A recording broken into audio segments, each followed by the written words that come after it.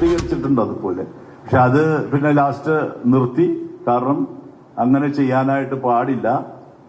അത് സിസ്റ്റമാറ്റിക്കായിട്ട് ഒരു ഇൻവെസ്റ്റിഗേഷൻ നടക്കുമ്പോൾ നമ്മളത് ചെയ്യണത് ശരിയല്ല.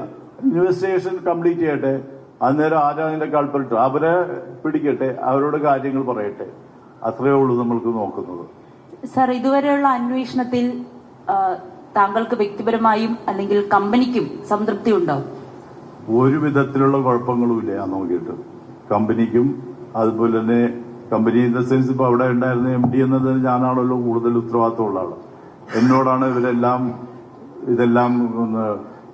സ്റ്റേറ്റ്മെന്റ് എടുക്കുന്നതും കാര്യങ്ങളും ഞാൻ തന്നെയാണ് കംപ്ലൈന്റ് എഴുതി കൊടുക്കുന്നതും ഇതെല്ലാം. അപ്പൊ ഒരു നല്ല കോഡിയലായിട്ടാണ് അവിടുത്തെ പോലീസ് DCPമാരും അതുപോലുള്ള എല്ലാവരും ചെയ്യുന്നത്, വളരെ ആക്റ്റീവായിട്ട്. അപ്പൊ അവര് വളരെ സ്ട്രെയിറ്റ് ആയിട്ടാണ് കാര്യം. അതിൻ്റെ അത് അവര് എന്താ പറയുക, അവര് പ്രലോഭിക്കാനായിട്ടുള്ള ഫാക്ടേഴ്സ് ഒന്നുമില്ല. കാരണം ഇതിനൊരു ശത്രുവില്ല ഇവിടെ. ഇനി ശത്രു എന്ന് കാണുന്നത് ജനം കാണുന്ന ഇൻകം ടാക്സുകാരാണ്. അത് അവരൊരു ശത്രു അല്ലല്ലോ. അവരുടെ ഗവൺമെന്റിന്റെ നമ്മുടെ ഗവൺമെന്റിന്റെ നിയമങ്ങൾ നടപ്പാക്കി അവിടെ നല്ല രീതിയിൽ ഒരു വിധത്തില് എനിക്കിവിടെ ഞാൻ പറഞ്ഞിരുന്നു 5 ദിവസം ഉണ്ടായിരുന്നിട്ട് ഒരു വിധത്തിലുള്ള ഒരു ഡിസ്റ്റർബൻസ് ഉണ്ടാക്കിയില്ലെന്നുള്ള സത്യം.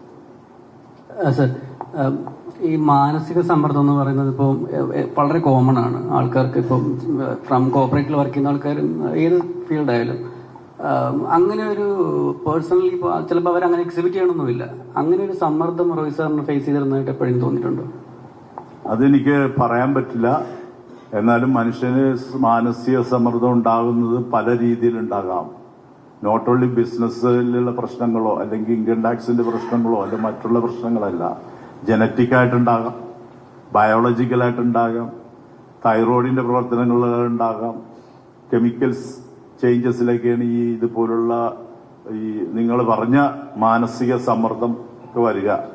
അല്ലാതെ പിന്നെ ഒരാളും അദ്ദേഹത്തെ ത്രട്ടൺ ചെയ്യാൻ ഇല്ല. Nothing doing.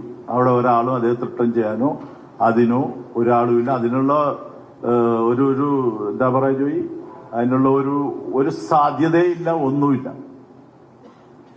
ഒരു കാര്യം കൂടെ, ഇത് ഇപ്പോൾ ഒരു ഇമോഷണൽ ടോൾ ഉണ്ടാവുമല്ലോ. നിങ്ങൾ ഇപ്പോൾ പേഴ്സണലി സാറാണെങ്കിലും ഫാമിലി ആണെങ്കിലും ഈ കമ്പനിക്ക് ലീഡറിനെ നഷ്ടപ്പെട്ടിരിക്കുന്നു, ഫാമിലിക്ക് they have lost father and husband.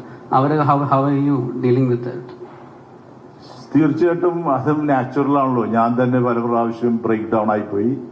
ഞാൻ തന്നെ വളരെയധികം ദുഃഖിച്ച് എനിക്ക് നടക്കാൻ പറ്റാത്ത അവസ്ഥ വന്നു.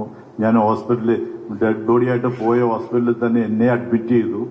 പ്രഷറും ഷുഗറൊക്കെ കൂടി എന്നെ അഡ്മിറ്റ് ചെയ്ത് പിന്നെ 2-3 മണിക്കൂർ ഇതെല്ലാം ഒരു ഫസ്റ്റ് എയ്ഡ് ഒക്കെ തന്നിട്ടാണ് എന്നെ വിട്ടത്. അപ്പോ നാച്ചുറലായിട്ട് നമ്മൾ ഹ്യൂമൻ ബീയിങ് ആണെങ്കിലേ നമ്മൾക്ക് നമ്മുടെ ഏറ്റവും അടുത്ത ആൾക്കാർ, അടുത്ത സുഹൃത്തുക്കള്, അടുത്ത അതുപോലെ കോവർക്കേഴ്സ് ഇവരെല്ലാം പോകുമ്പോൾ നമ്മൾക്ക് നാച്ചുറലായിട്ട് ഉണ്ടാവും. അത് നമ്മൾ അന്നേരം കൈകാര്യം ചെയ്യുക. അദ്ദേഹത്തിന്റെ മരണം എന്താ ഫ്യൂണറൽ നടക്കുന്നവരെ ബുദ്ധിമുട്ട്. ഫ്യൂണറൽ ഹാളിലേക്ക് ഞാൻ കയറിയിട്ടില്ല എന്നുള്ള സത്യം. കാരണം അതിലേക്ക് കയറിയാൽ നമ്മൾ ഇമോഷണൽ ആയി പോകും. അതുകൊണ്ട് പുറത്ത് തന്നെ നിൽക്കുന്നൊരവസ്ഥയായിരുന്നു.